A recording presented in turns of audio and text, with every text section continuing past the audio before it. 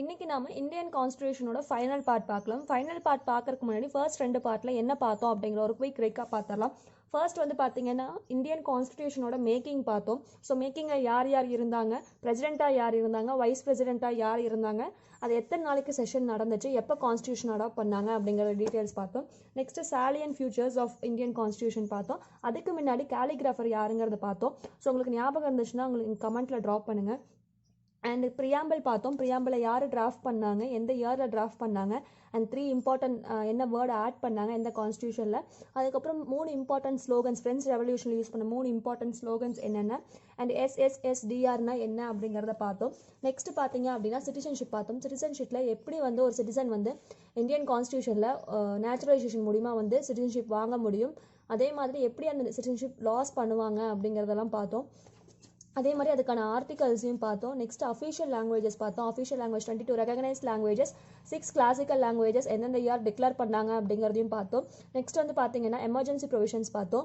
So national emergency, state emergency and financial emergency எந்தெந்த article மூலிமா declare பண்ண முடியும் அப்படிங்கிற ஆர்டிகல் 3 ஆர்டிகளும் பார்த்தோம். அதுக்கப்புறம் பார்த்தீங்க அப்படின்னா ஃபண்டமெண்டல் டியூட்டிஸ் பார்த்தோம். ஸோ ஃபண்டமெண்டல் டியூட்டிஸில் என்னென்ன இருக்குது, 10 ஃபண்டமெண்டல் டியூட்டிஸ் என்னென்ன, எங்கெங்கே இன்ஸ்பிரேஷனாக இருந்து எடுத்து ஃபண்டமெண்டல் டியூட்டிஸ் வச்சாங்க, அண்ட் ஃபைனலாக ஆட் பண்ண 51A அந்த ஃபண்டமெண்டல் டியூட்டியும் பார்த்தோம். அண்ட் நெக்ஸ்ட் வந்து பார்த்தீங்கன்னா அமெண்ட்மெண்ட்ஸ் எப்படி பண்ண முடியும் அப்படிங்கிறத பார்த்தோம். என்னென்ன 3 வகையாக இருக்குது. அண்ட் தென் பார்த்தீங்க அப்படின்னா ஏதாவது மிஸ் பண்ணியிருக்கேன்னா, ஸோ சென்ட்ரல் ஸ்டேட் ரிலேஷன்ஷிப் பார்த்தோம். யூனியன் லிஸ்ட்னா என்ன, கன்கரண்ட் லிஸ்ட்னா என்ன, ஸ்டேட் லிஸ்ட்னா என்ன, அதில் எவ்வளோ ப்ரெசென்ட்டாக எவ்வளோ ஐட்டம்ஸ் இருக்குது அப்படிங்கிறதையும் பார்த்தோம். எப்படி மூவ் பண்ணாங்க, 5 எடுத்து ஸ்டேட்லேருந்து எடுத்து கன்கரண்ட்டில் வச்சாங்க, இதெல்லாம் பார்த்தோம். ஸோ அவ்வளோதான் பார்த்தோன்னு நினைக்கிறேன். ஸோ ஏதாவது விட்டுருந்தா சொல்லுங்கள். அண்ட் ஃபண்டமெண்டல் ரைட்ஸ் பார்த்தீங்க அப்படின்னா ஃபண்டமெண்டல் டியூட்டிஸ் எப்படி, அதாவது ஒரு இந்தியன் சிட்டிசனுக்கு அவங்க என்ன கடமை ஆற்றணும் அப்படிங்கிறது கொடுத்துருக்காங்களோ அதே மாதிரி ஒரு இந்தியன் சிட்டிசனுக்கு என்னென்ன ரைட்ஸ் இருக்குது, அவங்களுக்கான அடிப்படை உரிமைகள் என்ன அப்படிங்கிறது சொல்கிறதா வந்து பார்த்தீங்கன்னா fundamental rights. So fundamental rights பார்த்தீங்கன்னா பார்ட் 3 ஆர்டிகல் 12 to ஆர்டிகல் 35 இருக்குது. ஸோ ஆர்டிகல் 12 to 35 வந்து deals with fundamental rights of an Indian citizen.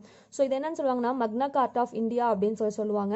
So இந்த மக்னா கார்ட்டா அப்படிங்கிறது என்னன்னு பார்த்தீங்கன்னா 1215 இந்த இயர் ஆஃப் 1215 பார்த்தீங்க அப்படின்னா இங்கிலாண்டில் கவர்மெண்ட்டுக்கும், அதாவது கிங் ஜான் அப்போ அரசராக இருந்த கிங் ஜானுக்கும் எங்களோட மக்களுக்குமே சில கான்ஃப்ளிக்ட் வந்துச்சு, நிறைய எதிர்ப்புகள் வந்துச்சு.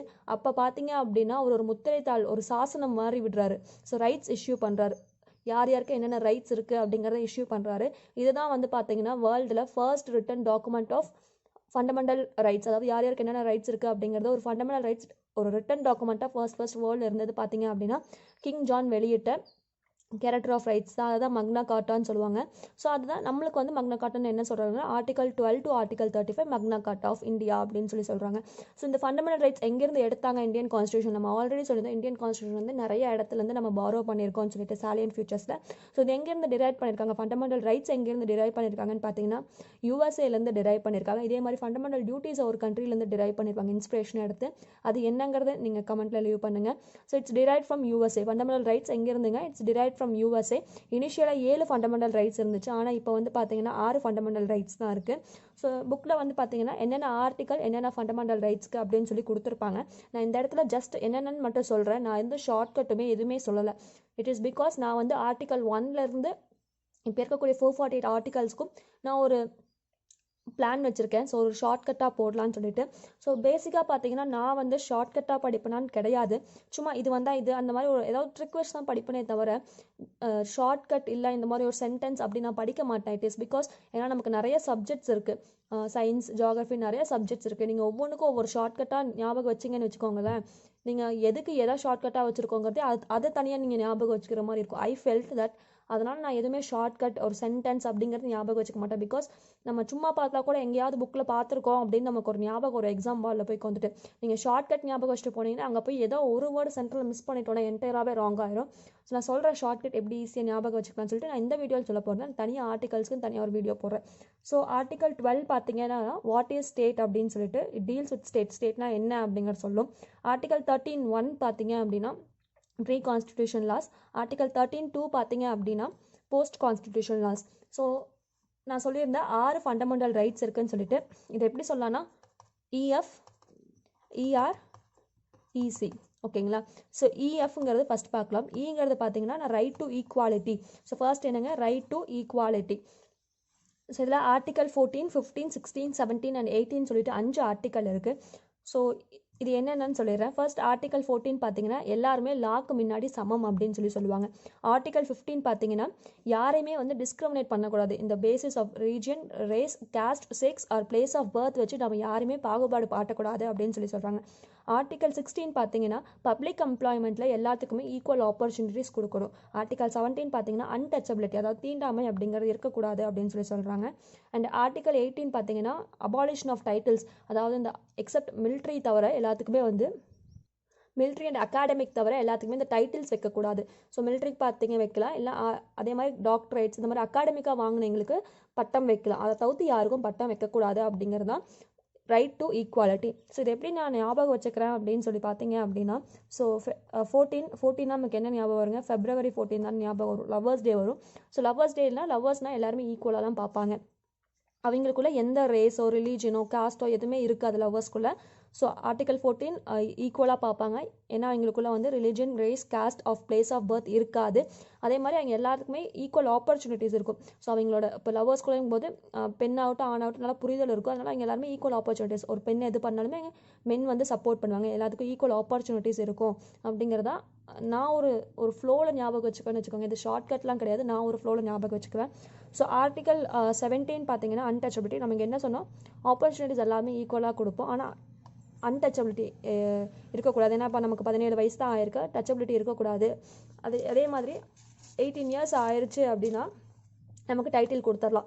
ஸோ 17 இயர்ஸ் வரைக்கும் 17 இயர்ஸில் டச்சபிலிட்டி இருக்கக்கூடாது. ஸோ 18 இயர்ஸ் ஆயிடுச்சு அப்படின்னா நம்ம டைட்டில் கொடுத்தோம், அதாவது மிஸ்ஸிலிருந்து மிஸ்ஸஸ் மாற்றிக்கலாம். ஸோ அப்படிங்கிறத நான் ஒரு ஃப்ளோவாக ஞாபகம் வச்சுக்கிறேன். ஸோ நம்ம சொல்லியிருந்தோம் இஎஃப், இஆர், இசின்னு சொல்லிட்டு.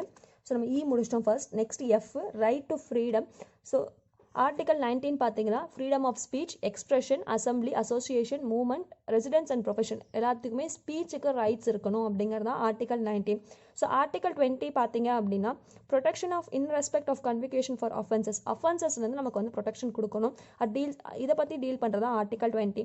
ஆர்டிகல் 21 பார்த்தீங்கன்னா protection of life and personal liberty, தனி மனித சுதந்திரம் அப்படிங்கிறது இருக்கணுங்கிறது ஆர்டிகல் 21. ஆர்டிகல் 21A பார்த்தீங்கன்னா right to elementary education. So எலிமெண்ட்னா 5th ஸ்டாண்டர்ட் வரைக்கும் நம்ம தமிழ்நாட்டில் சொல்லுவோம் இல்லைங்களா, அதுக்கான எலிமெண்ட்ரி எஜுகேஷனுக்கு ரைட்ஸ் இருக்கணும் அப்படின்னு சொல்கிறாங்க. Article 22 protection of arrest and detention certain cases. சில கேசஸ்லேருந்து நம்ம வந்து அரெஸ்ட் பண்ணாமல் நம்ம வந்து தப்பிக்க முடியும். மீன்ஸ் தப்பிக்க இந்த சென்ஸ் அரெஸ்ட் பண்ணாமல் நம்ம ஜெயிலுக்கு போகாமல் இருக்க முடியும். ஸோ இதை பற்றி என்னென்ன கேசஸ், அது எந்தெந்த மாதிரி கேசஸ் அப்படின்னு சொல்கிறதா வந்து பார்த்தீங்கன்னா ஆர்டிகல் 22. ஓகேங்களா. ஸோ இதை நான் எப்படி ஞாபகம் வச்சுருக்கேன் பார்த்தீங்க அப்படின்னா, இந்த இடத்துல நம்ம வந்து மிஸ்ஸஸ் ஆயிட்டாங்க. ஸோ அவங்க மிஸ்ஸஸ் ஆனதுக்கு என்ன அர்த்தம், அவங்க லவ் பண்ணும்போது வீட்டு பெர்மிஷனோட கல்யாணம் பண்ணிட்டாங்க அப்படின்னா அவங்க ஃப்ரீடம் ஆஃப் ஸ்பீச், அவங்களுக்கு அந்த இடத்துல வந்து நிறையா பேசியிருக்காங்க, அவங்க புரிய வச்சுருக்காங்க. அதே மாதிரி எங்களுக்கு அஃபென்ஸ் ஏதாவது இருந்திருக்கும், கண்டிப்பாக எதிர்ப்பு இருந்திருக்கும். அந்த எதிர்ப்பை தாண்டி அவங்க லைஃப்பை ப்ரொடெக்ட் பண்ணியிருக்காங்க. ஸோ அது எதனால் ப்ரொடெக்ட் பண்ணாங்க அப்படின்னா அவங்களுக்கு பிகாஸ் எஜுகேஷன் இருந்துச்சு, அந்த எஜுகேஷன் யூஸ் பண்ணிக்கிட்டாங்க, அந்த படிப்பை யூஸ் பண்ணிக்கிட்டாங்க. அண்ட் அதே மாதிரி யாராவது அஃபென்ஸ் பண்ணியிருந்தாலும் எங்களை வந்து சர்டன் கேஸில் அரெஸ்ட் பண்ணிட்டாங்க அப்படிங்கிற மாதிரி ஞாபகம் வச்சுருக்கேன். ஸோ நெக்ஸ்ட் பார்த்தீங்க அப்படின்னா இஎஃப் முடிச்சிட்டோம்.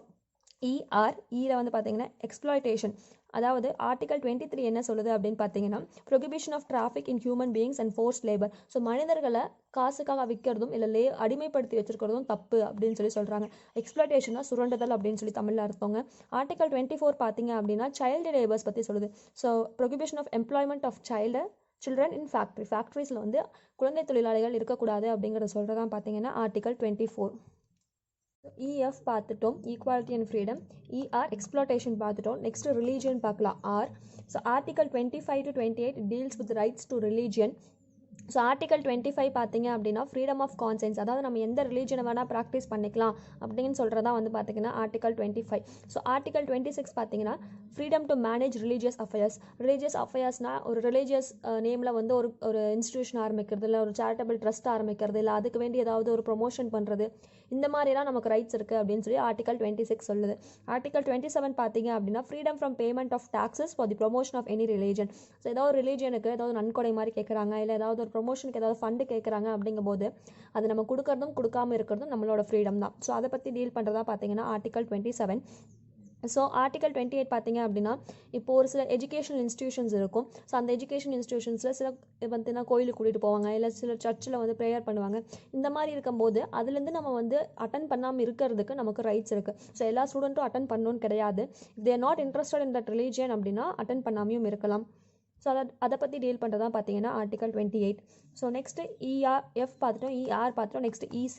So educational rights. ஆர்டிகல் 29 பார்த்தீங்கன்னா protection of language, script and cultural of minorities. So protection of language பார்த்திங்க அப்படின்னா அந்தந்த அவங்க பேசக்கூடிய மொழியை வந்து அவங்க வந்து பாதுகாக்கலாம். அந்த ஸ்கிரிப்ட் இல்லை அவங்களோட அந்த இனத்துக்கான மைனாரிட்டி பீப்புள் இருப்பாங்க, அதாவது ஷெட்யூல் ட்ரைப்ஸ், பூர்வக்குடி மக்கள் இருப்பாங்க, அவங்களெல்லாம் பாதுகாக்கிறதுக்கான ஆர்டிகல் பார்த்தீங்க அப்படின்னா ஆர்டிகல் 29. ஸோ ஆர்டிகல் 30 பார்த்தீங்க அப்படின்னா right of minorities to establish and administrate educational institutions. So minority பீப்புளுக்குமே ஒரு எஜுகேஷன் இன்ஸ்டியூஷன் ஆரம்பித்து அதுக்கான அட்மினிஸ்ட்ரேஷன் பண்ணுறதுக்கான ரைட்ஸும் வந்து இருக்குது அப்படின்னு சொல்கிறது தான் ஆர்டிகல் 30. ஸோ EF பார்த்துட்டோம், ER பார்த்துட்டோம். நெக்ஸ்ட் EC, பார்த்துட்டோம். நெக்ஸ்ட் பார்க்கலாம் கான்ஸ்டியூஷனல் ரெமடிஸ். ஸோ ஆர்டிகல் 32 என்ன சொல்லுது பார்த்தீங்க அப்படின்னா, ஸோ ஏதாவது ஒரு ஃபண்டமெண்டல் ரைட்ஸ் வந்து நம்ம மேலே வயலேட் பண்ணிட்டாங்க அப்படின்னா அதுக்கான காம்பன்சேஷனை வந்து நீங்கள் வந்து கேட்கலாம். ஸோ இதுதான் வந்து article 32 remedial to right to constitutional remedies. நம்ம வீடியோ ஸ்டார்டிங்லேயே சொல்லியிருந்தோம் ஃபண்டமெண்டல் ரைட்ஸ் பார்த்தீங்கன்னா ஃபஸ்ட்டு 7 இருந்துச்சு, ஆனால் இப்போ 6 தான் இருக்குதுன்னு சொல்லியிருக்கோம். ஸோ அது என்ன மிஸ் ஆயிருக்குன்னு பார்த்தீங்கன்னா ஆர்டிகல் 30க்கு அப்புறம் ஆர்டிகல் 32 தான் சொல்லியிருப்போம். ஆர்டிகல் 31 ஆன ரைட் டு ப்ராப்பர்ட்டிங்கிறது இப்போ வந்து ஃபண்டமெண்டல் ரைட்ஸில் இல்லை. ஸோ அது என்ன பண்ணிட்டாங்கன்னா ஃபண்டமெண்டல் ரைட்ஸ் வந்து டெலீட் பண்ணி லீகல் ரைட்ஸை மாற்றிட்டாங்க. So it is now move to article 300A part 12 இருக்குது இந்த ரைட் டு ப்ராப்பர்ட்டி அப்படிங்கிறது. ஸோ இது எப்போ மாற்றினாங்க அப்படின்னா கண்டிப்பாக ஒரு ஆர்டிக்கலை மாற்றணும் அப்படின்னா அந்த இடத்துல கண்டிப்பாக அமெண்ட்மெண்ட் கொண்டு வரணும், சட்ட சீர்திருத்தங்கள் கொண்டு வரணும். ஸோ 44th அமெண்ட்மெண்ட் ஆக்ட் 1978 வந்து மாற்றினாங்க. இந்த ரைட் டு ப்ராப்பர்ட்டியை வந்து ஆர்டிகல் 300A பார்ட் 12க்கு மாற்றினாங்க. ஸோ நம்ம ஆர்டிகல் 32 பார்த்தோம் இல்லைங்களா. So right to constitutional remedies, அதாவது நம்ம ஃபண்டமெண்டல் ரைட்ஸ் வந்து வயலேட் ஆச்சு அப்படின்னா நம்ம வந்து சீக் பண்ணலாம் அப்படின்னு சொல்லிட்டு, அதாவது வந்து ஒரு ரெட்ரெசல் சீக் பண்ணலாம் அப்படின்னு பார்த்தோம் இல்லைங்களா. ஸோ அது என்னென்னா விரிட் அப்படின்னு சொல்லிட்டு ஒரு கான்செப்ட் இருக்குங்க. விரிட் அப்படின்னா ஒரு கமாண்டோ இல்லை ஒரு எப்படி சொல்கிறது, தமிழில் சொல்லணும், ஏதோ ஒரு ஆவணமோ இந்த மாதிரி கொடுக்குறது தான் ரிட் அப்படின்னு சொல்லுவாங்க.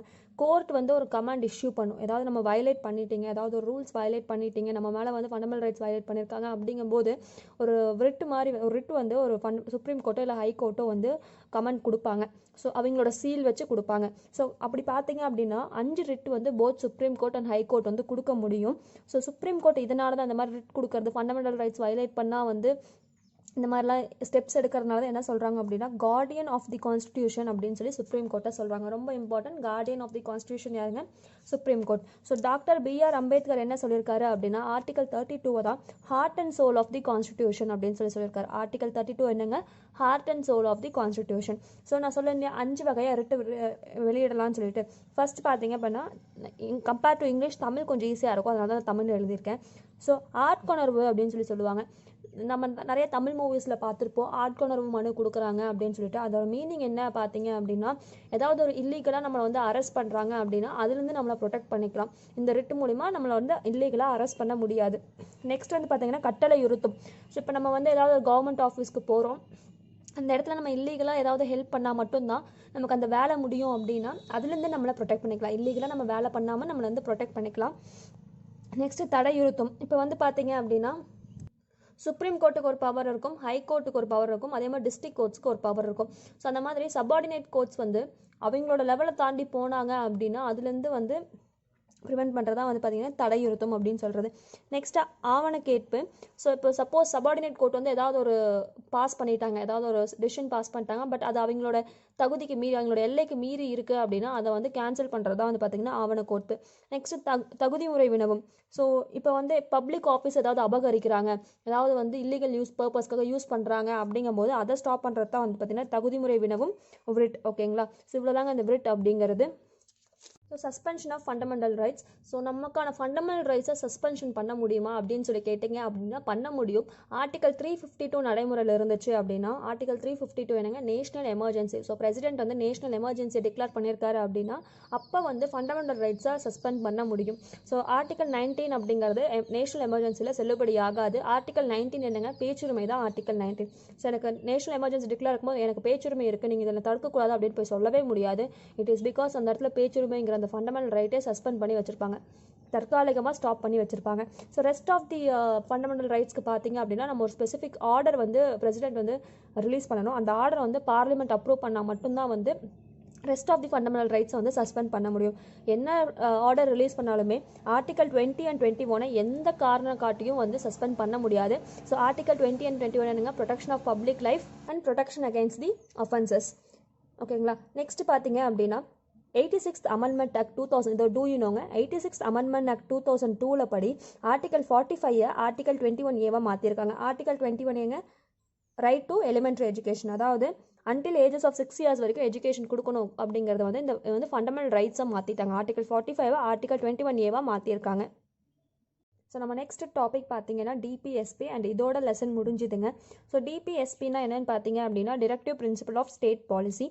ஸோ நம்ம என்ன பார்த்தோம், பார்ட் 3 வந்து ஃபண்டமெண்டல் ரைட்ஸ் பற்றி டீல் பண்ணுது அப்படின்னு பார்த்தோம். அதை மக்னா கார்ட்டா ஆஃப் இந்தியான்னு சொல்லுவாங்கன்னு பார்த்தோம். நெக்ஸ்ட் பார்த்தீங்கன்னா பார்ட் 4 எதை பற்றி டீல் பண்ணுது அப்படின்னா டிபிஎஸ்பி பற்றி தான் டீல் பண்ணுது. ஆர்டிகல் 36 to 51 வந்து டிபிஎஸ்பியை சொல்லுது.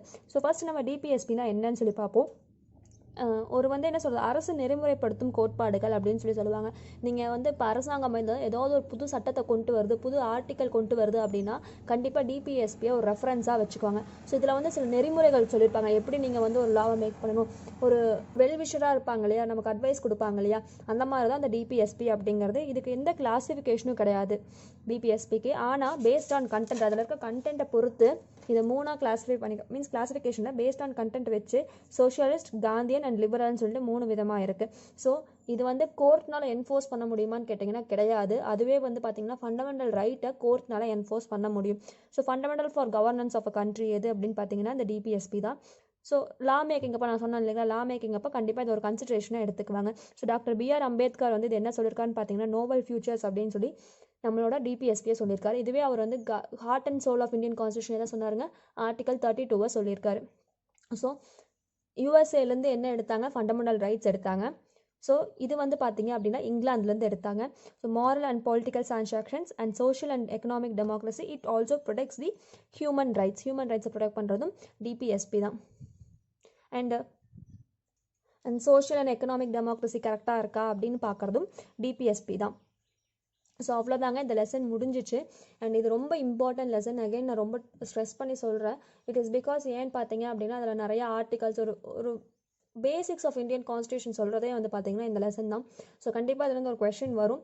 ஒன்ஸ் அகெயின் இந்த நோட்ஸ் பார்த்தாலுமே அகெயின் லெசனை ஒரு டைம் தெளிவாக படிச்சுக்கோங்க. பிகாஸ் நான் நோட்ஸ் எடுத்து சொல்கிறதும் பார்த்தீங்க அப்படின்னா ஐ ஹாவ் அ புக். நான் புக்கை வந்து ஜெராக்ஸ் எடுத்து வச்சுருக்கேன். இந்த மாதிரி ஒரு பைண்டிங் போட்டு வச்சுருக்கேன். ஃப்ரம் 6th ஸ்டாண்டர்ட்லேருந்து 12th ஸ்டாண்டர்ட் வரைக்கும் எல்லாத்தையுமே நான் வந்து ஜெராக்ஸ் எடுத்து வச்சுருக்கேன். ஸோ இதை தான் நானும் பார்த்து சொல்கிறேன். அல்டிமேட்டாக நானும் புக்கில் தான் சொல்கிறேன்.